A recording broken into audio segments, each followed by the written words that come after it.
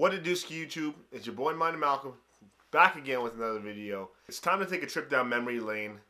Let's do a quick rundown of my top 10 sneakers of 2019. 2019 was definitely full of highs and lows when it came to sneakers and clothes, because this is really the last year before the start of a new decade. Meaning, whatever comes up now really sets the tone for the next 10 years going forward. This year there was a lot of quantity. And before I get started on this list, make sure to like the video if you like the video, and smash that subscribe button if you haven't already. And without further ado, let's get started with number 10. Obviously, it has to be the Air Jordan and Travis Scott collab on the Jordan 1 Low. This shoe is straight fire, man. As you know, you're going to see Travis Scott probably pop up a lot in this list. His Nike collaborations really don't miss, and this is the first time Jordan 1 Low has been pretty appealing to me. And I think it kind of opened the floodgates for future iterations, like there's a UNC, among others. This shoe just does a really good job of building on a success in the Jordan 1 Travis Scott high, and I definitely will add it to the collection if I have a chance. At number 9, we have the first and last New Balance on the list.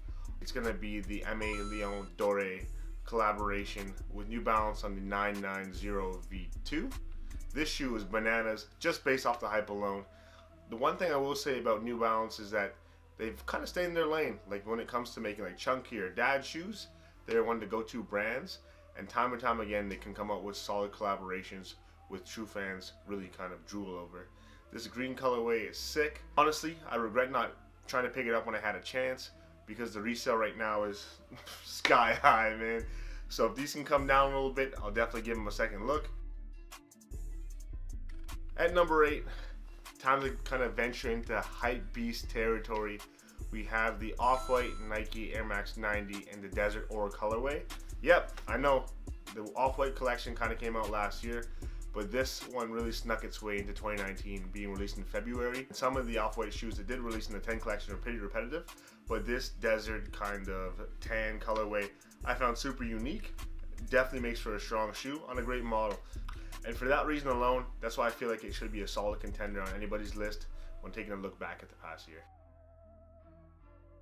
With number 7 kind of following into that Off-White Venn diagram, we have the Off-White Dunk Lows. All 3 colorways, I couldn't really single one out that I like the most. Probably going to be the green. But these shoes, just based off the hype, crazy. I haven't seen a Dunk Low hyped in a long time. But yet every time Virgil touches something, it's like he has the Midas touch. And these shoes were just great all around, no matter what color you got. Resale prices right now are bananas, so I'm definitely not going to deal with that. I missed out on 6 raffles, so sneaker gods, if you're watching this, bless your boy one time in 2020. Hopefully you and I can get this dub. For number 6, I kind of cheated the system, not going to lie. I picked 2 shoes from a collaboration that I really liked out of I think 3 or 4 that came out, that I kind of grouped together at the same level. And those would be the Cactus Plant, Flea Market, and Nike collabs. The first being the Blazer. You know that bear? Freaking Teddy Ruxpin. If you know who Teddy Ruxpin is, you're a real one, and you probably grew up in the same area as me. The same material as him, so like suede or like nubuck, as well as the actual Vapor Max from Cactus Plant, Flea Market. The Blazer was super sick because it was a Nike ID type of deal where you can customize the laces and etc. And the Vapor Max, I just find crazy. I really like the model, and I really like the smiley face with 2 eyes on it. The resale on those are ridiculous right now for the Vapor Max. The release was just kind of messed up on the Cactus Plant Flea Market site with bots and everything. So that's one thing I hope they do change in the future. For number 5, easy money. If you don't have this on your 2019 list, I really don't know what you've been looking at this year. Obviously I have it. The Jordan 4 in the bread colorway. Black and red. Great silhouette. There's really not much else I have to say about this shoe. If you're watching this video and you don't have this in your collection, go pick it up right now. Stop playing with it, man. With number 4 being the last Off-White collaboration on the list, has to be the Off-White and Nike Air Force 1 MCA collaboration. The main reason I put this so high on the list is it's just so crazy looking. You have like a nice sapphire blue, you have an iconic shoe, mostly owned by scammers. You mix them together. Honestly, if you guys know me, then you know I'm not the biggest Air Force 1 person by far, but this specific model, hype beast approved, it's sick. But Virgil, with the Air Force Ones, he does not miss. For number 3, we have to have one of the collaboration GOATs on there. And no, I don't use that word lightly. Obviously, it's got to be Yeezy. This year, he came out with a lot of Yeezys. Most of them, honestly, forgettable. But he did come out with a couple new models. One of the ones I want to touch upon is the actual Yeezy 380 Boost in the Alien colorway. This new Yeezy colorway and silhouette, arguably one of the best to come out. I've definitely put it up there in like top 3 category for sure. Only other ones being like the Wave Runner and like maybe one of the original kind of Yeezy Boosts that came out first. The initial release was definitely crazy for the average consumer. It only released in a couple of places, one of which being Yeezy Supply, and it was super limited. I really do hope these have a wider release so I can get my hands on them. Kanye definitely ended off the year on a stronger note. But with that being said, I know there's going to be an influx of Yeezys coming out probably in the near future. Most of them going to be forgettable, but keep in mind, this one's a heater. So we're almost there, folks. You know it. I know you can feel it. Stay there with me. You won't be disappointed in my last 2 picks.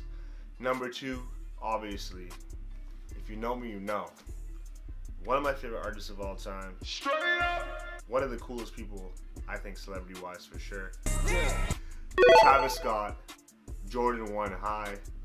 If you know, then you know. Reverse swoosh, classic silhouette. The one good thing I will say about this shoe though is that he kept the silhouette, but he just really added on features into it, such as the stash pocket here, which I think I have money in. Oh, sick, fire. 20 bucks in total. As well as the actual reverse swoosh. He could have chose any model. He knocked us up the park. I think number 2 is really doing it justice. There's only one shoe I think this year that was way more eye-catching and got me more confidence than any other shoe I wore in the past year for sure. Oh, and P.S. resale on these. You know what? I'm just gonna leave it on the I'm just gonna leave it on the screen, and I will let you know I got these for retail. And for number 1, we have actually, you know what? I do have a couple of honorable mentions.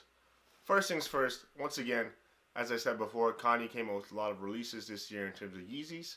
Another really notable one was just super recent, I think within the last couple of weeks, the Yeezy 700 V3 in the Azil colorway.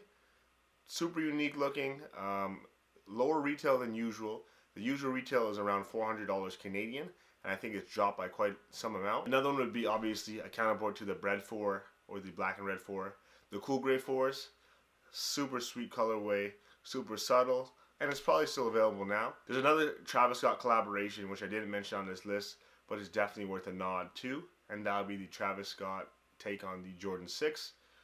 Once again, it's an all green colorway. Also has a stash pocket. Super sweet. Definitely worth a mention because it could come out overall, and the campaign for that with Randy Moss was so sick. The last kind of honorable mention I can really think of would be the Nike and Sacai Blazer. Underrated shoe for sure. It's definitely a heater. Resale isn't too crazy. If I can find that white and gray blazer, that would be sweet. And if it's the right price, I definitely won't hesitate to pull the trigger. Check that shoe out. So we made it. We've seen a lot of things on this list. I think I kind of speak unanimously for a lot of people who've seen it in person, who know about it just in general. The number 1 shoe of 2019, at least for me, Nike Sacai LDV Waffle. This shoe is crazy. The double swooshes, ridiculous. Perforated upper, 2 tongues. It's a really good play on the kind of seeing double. This shoe, when it came out, definitely kind of was the front runner in Nike re-releasing all those older silhouettes, and they knocked this out the park. So much, in fact, that they have a couple more colorways kind of projected for 2020, and this was just one of the, I think, 4 or 5 colorways that are out now that I can manage to get my hands on. I have these and I have the white ones as well, which are sick. But this shoe, man, work of art. This is my shoe of 2019. And let me know, what do you think? Do you think this is the best shoe that came out this year? Matter of fact, what's your top 3? Let me know in the comments, and I'm interested to see what you guys have and what you guys actually managed to pick up this year. But that's about it for me. This is going to be my last video of 2019, and I appreciate you guys rocking with me. Couple vids on the way coming early 2020. But until then, have a great holiday season. More importantly, have a great 2020. It's your boy, Minor Malcolm. Checking in. Checking out. Deuces.